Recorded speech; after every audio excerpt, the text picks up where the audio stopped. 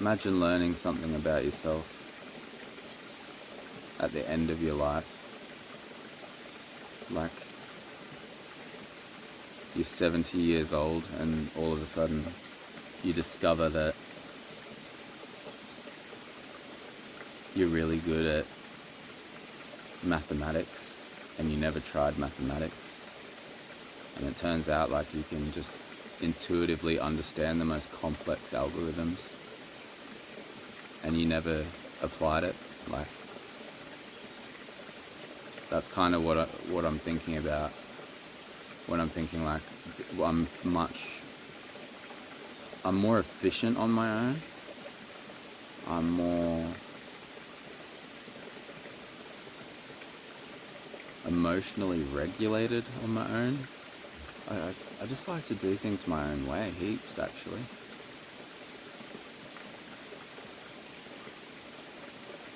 It's the reason why there's so much delay between what I'm expressing in this journal is because it's very fresh insight. It's like coming right now.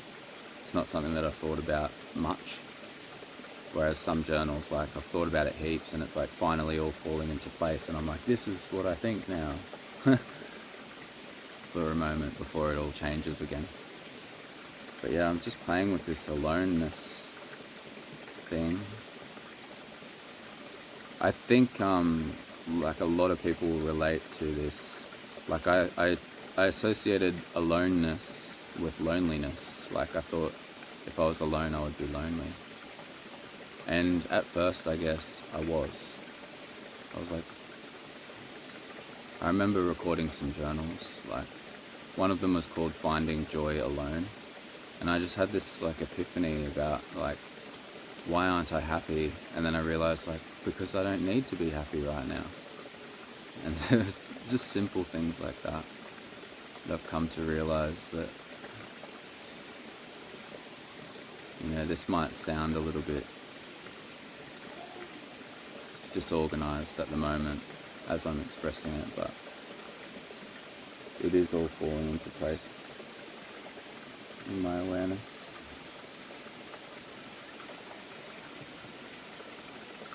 There's either tiny snakes or legless lizards very close to me right now. And I can hear humans. My species is close by.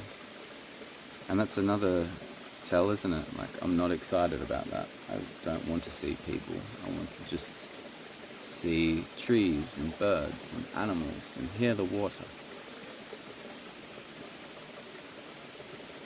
As I'm learning more about like the different kinds of people through like the mental health world and like supporting people to live their best lives and stuff, I'm still thinking about like, I'm applying so much to myself. Like, some people get so drained from social situations, and I'd never really thought about it, but after I've been in a social situation and everybody's talking to each other and stuff, like, I just want to rest and be alone.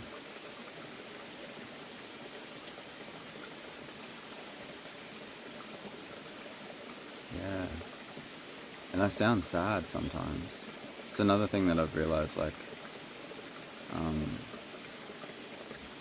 my emotional state doesn't really come through to some people, like, because my optimal state of mind is really low, like relaxed, grounded, steady. People often mistake me for like not being happy or like not being motivated even, like, or, you know, not being engaged.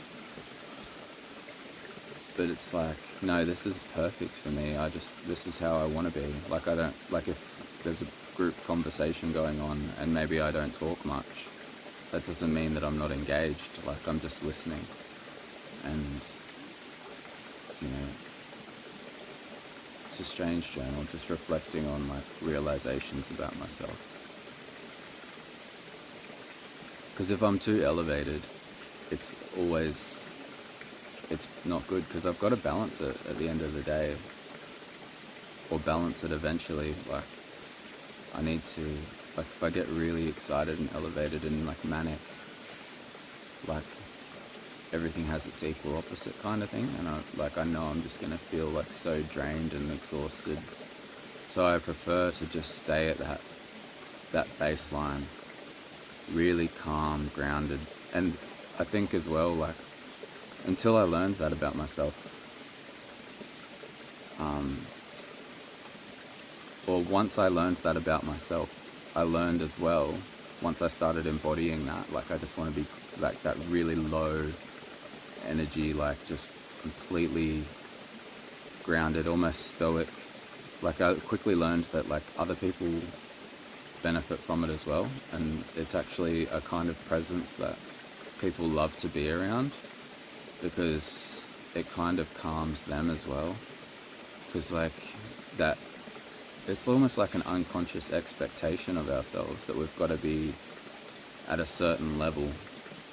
And I'm being very ambiguous with my language, like, but like energy level, like we've got to have a certain amount of energy and enthusiasm.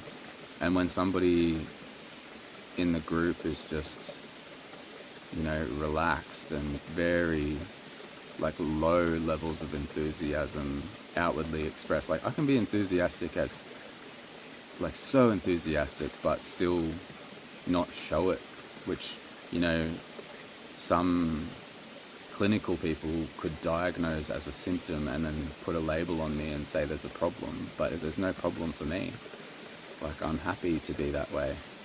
And like I said, like, I've discovered that other people like it too, because then it lowers the bar for like how much energy output everybody has to do. Like, you don't have to put on a performance for one another when you're around me.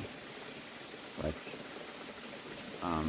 and like some people aren't putting on a performance, that is their natural state. Like, they're just like really highly motivated, enthusiastic, and they actually feel better the more elevated they are, and the more they can be expressive and loud and move their body a lot.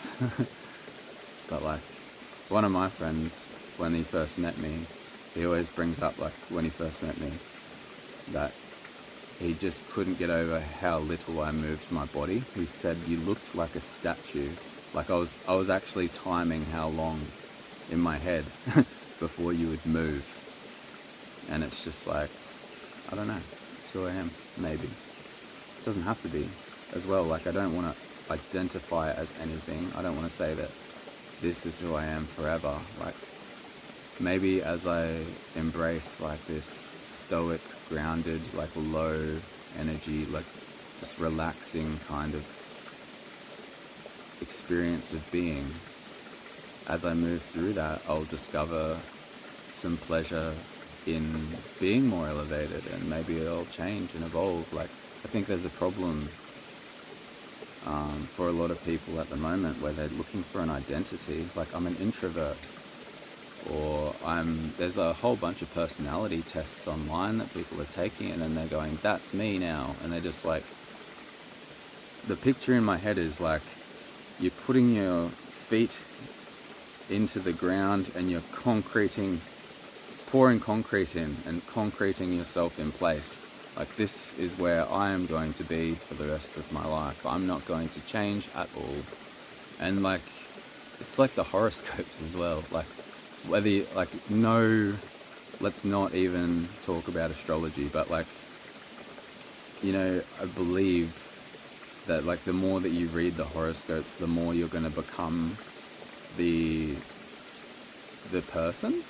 Like, if you're like, oh yeah, like I am an Aries, and you read about it heaps, and you read everybody's like projections about what Aries is and what's going to happen to you, and like your attitudes and like how you're going to behave, like you start to take it on, and then you start to play that role, because that's like, oh yeah, this is who I am. So I don't know, maybe that's an insight. Like, be careful about what you just lock in about yourself. Like, this is who I am.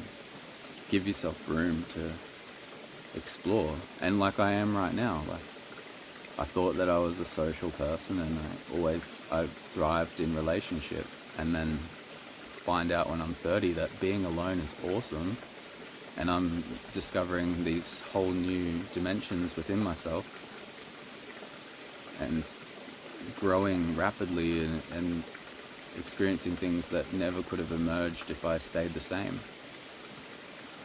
So if you have had any of your own insights during this video, please leave them in the comments down below and pass this video on to somebody else who might, have some kind of interest in this style of expression.